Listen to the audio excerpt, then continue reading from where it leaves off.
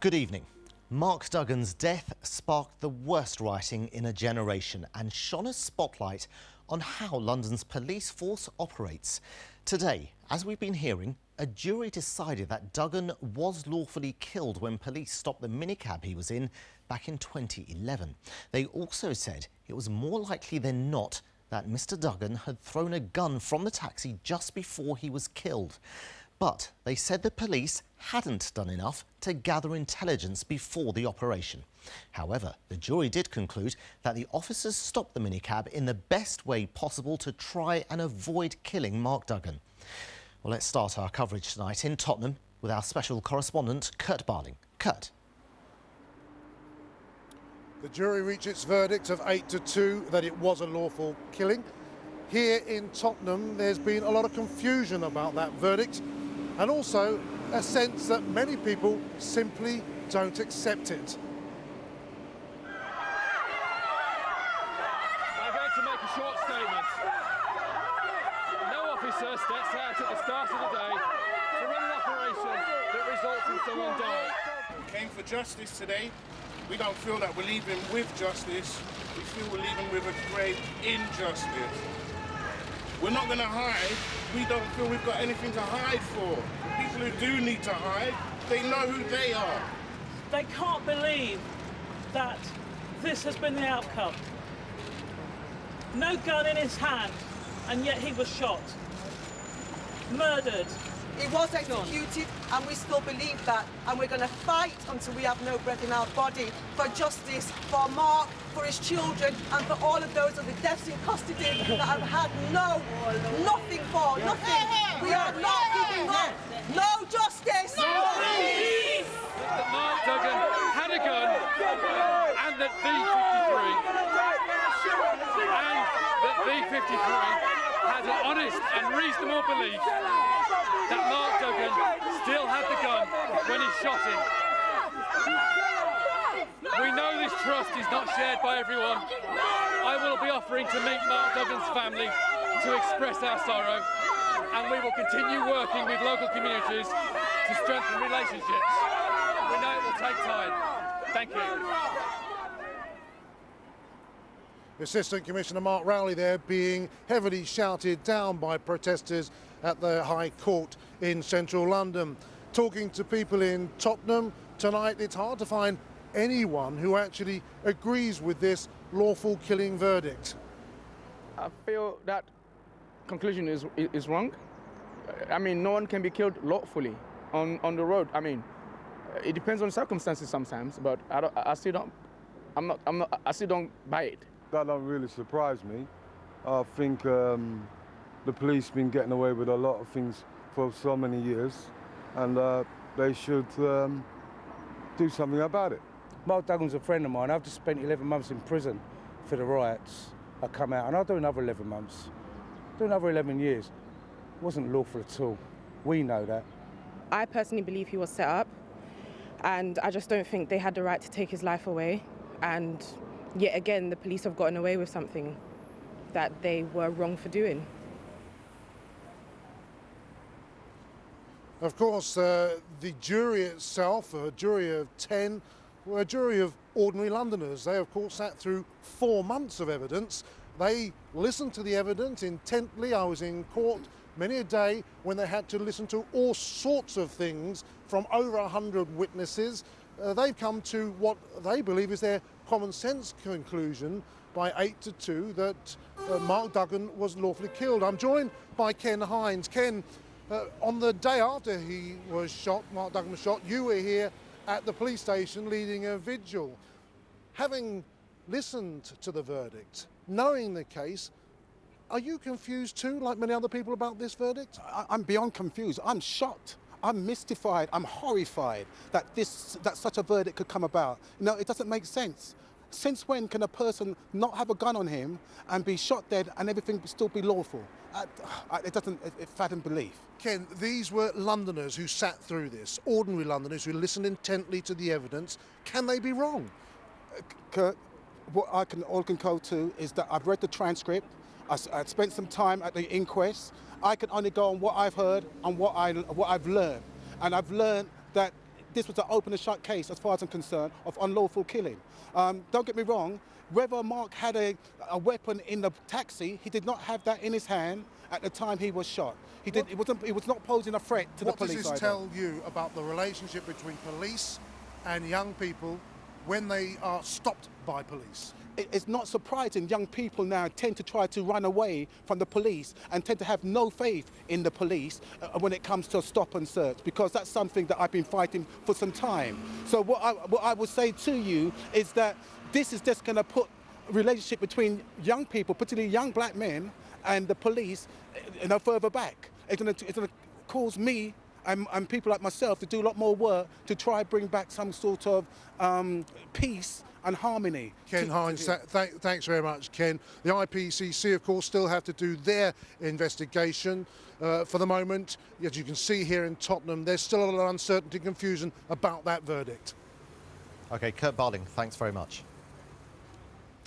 Central to the jury's verdict was how much they believed the version of events given by the firearms officers involved in the shooting of Mark Duggan.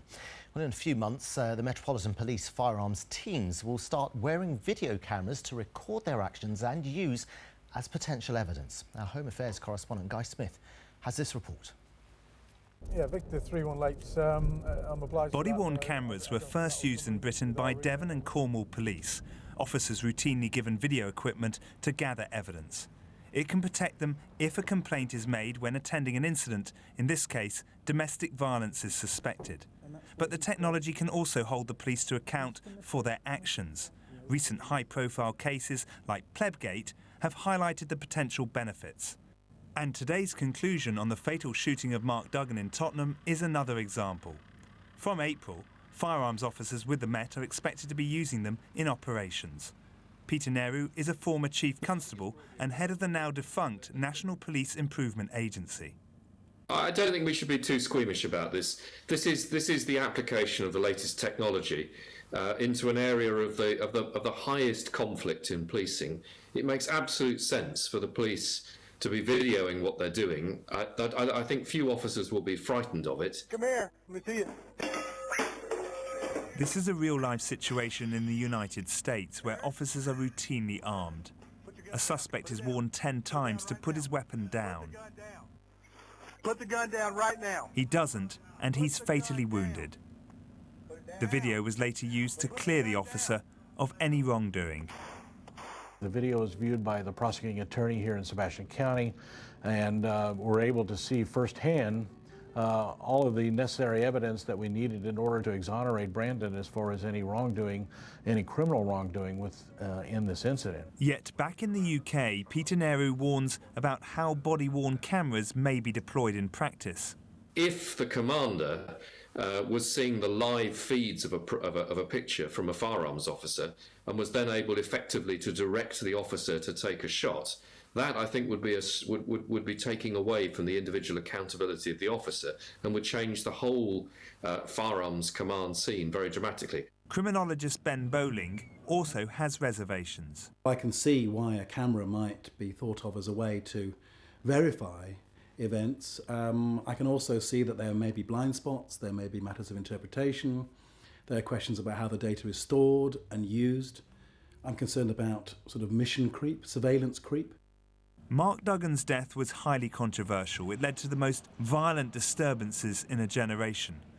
Recording on camera exactly what happened that day in August 2 years ago may have helped explain why armed police felt it necessary to shoot a man dead. Guy Smith, BBC London News.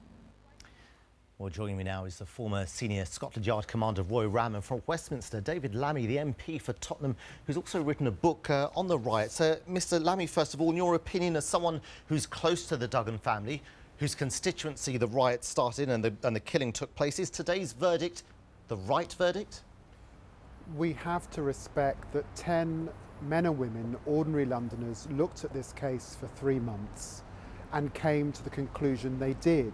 But in looking at that conclusion, there are answers still that the family obviously want. The first thing is that they concluded that the investigation into what ran up to the stop was not good enough. The second thing, that Mark Duggan was actually unarmed when he was shot. Now that is a huge development, and that is why the Independent Police Complaints Commission needs to reopen, continue its case and come to a conclusion very, very quickly indeed, because there is dismay, shock and deep concern in the broader community tonight. Well, you're very clear about what the IPCC need to do now in their investigation. Do you have faith in the IPCC that they can do what's required of them?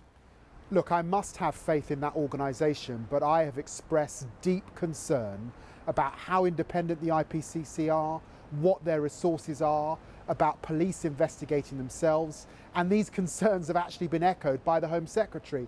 So it would be wrong to say that there is confidence in the Independent Police Complaints Commission. There is not, but nevertheless, they are looking at this. They've been looking at it for 2 years. They've said they're reopening the case tonight. They now need to get to a speedy result, because actually the jury has also raised questions despite coming back with a lawful killing verdict. Well, it sounds like you certainly don't have faith in the IPCC and you have grave reservations. Let me speak to Roy Ram now. A sigh of relief, Mr Ram, at Scotland Yard tonight, do you think? Well, I think Scotland Yard would have liked a much clearer verdict. I think that, the comments of the jury that they didn't think that Duggan had a weapon in his hand at the time he was shot has obviously left doubts in everybody's mind about exactly what went on. But I do think that there is a sigh of relief, in so much that there is a vindication of the operation. There was much that was said about the way the operation was planned, that harm minimisation took place, and that overall that they had belief in that officer's evidence when he said, he felt that life was at risk, and he had an honest belief at that time. And I think that they will be much relieved at that. OK, Roy, let me just put that to David Lammy. Roy Ram there, senior commander, former commander, saying that there's vindication for officers tonight, so that's how it would be seen. Do you think in the eyes of the people of Tottenham there'll be vindication for what the police did? Well, look, the coroner's coming back tomorrow morning with further conclusions, so let's see what he's got to say.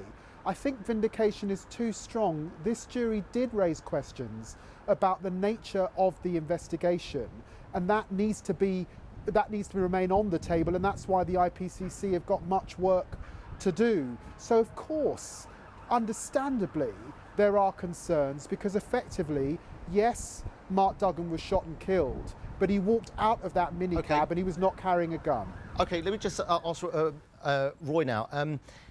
This thing of the police learning lessons from previous cases, from this case. We've seen Jean-Charles Jimenez 2005, Azzel Rodney 2007, Harry Stanley 1999. Whenever there's a shooting, the police say they can learn lessons from it, but it seems like nothing is ever being done. Is this lip service from Scotland Yard? Let's be really clear about the facts here. In 2011, 2012, there was something like 12,000 armed operations across the UK.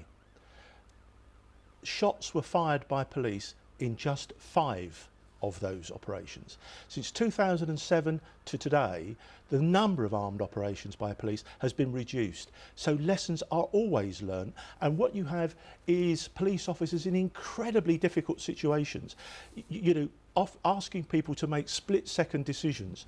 If we don't want to be involved in, if people don't want to put themselves at risk, don't belong to gangs, don't carry firearms, and don't move in that kind of circle, then you won't be at risk. Well, thank you very much. And David Lammy in Westminster, thank you. Well, still to come before 7. A mother's camp.